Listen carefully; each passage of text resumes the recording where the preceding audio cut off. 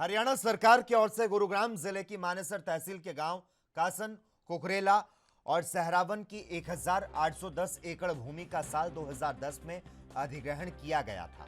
इस मामले में सरकार की नीति के अनुसार जमीन अधिग्रहण के समय जहां गांव बसे हुए थे या मकान बने हुए थे, उनकी जमीन का आवंटन किया जाएगा और आउस्टीज नीति के तहत आउस्टीज को प्लॉट दिया जाएगा।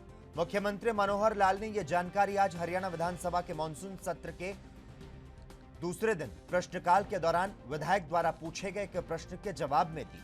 उन्होंने कहा कि उपरोक्त जमीन का अधिग्रहण उस समय के रेट के अनुसार किया गया था, जो कि वर्तमान रेट के मुकाबले काफी कम थे। फिर भी सरकार की कोशिश है कि भू मालिकों को किसी प्रकार से राहत दी जा सके।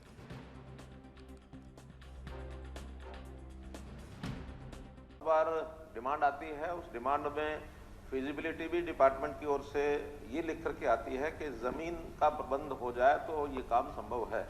अब हम भी उस उत्साह में वहाँ घोषणा करते हैं क्योंकि किसी सदस्य, माननीय सदस्य ने कहा है या वहाँ के लोगों की डिमांड है। मेरा निवेदन ये है कि जहाँ जहाँ ज़मीन नहीं होती है किसी प्रोजेक्ट के लिए, उसमें सब लोग, सदस्य महोदय भी सहयोग करें कि कौन सी ज़मीन वहाँ हमको खरीदने से मिल सकती है या कोई सरकारी ज़मीन है जिसको ट्रांसफ़र किया जा सकता है। ये अपने अपने विधायकों को भी जिम्मे लेना चाहिए कि उस इलाके में क्या हो सकता है, क्योंकि हर जगह एक्विजिशन संभव नहीं है।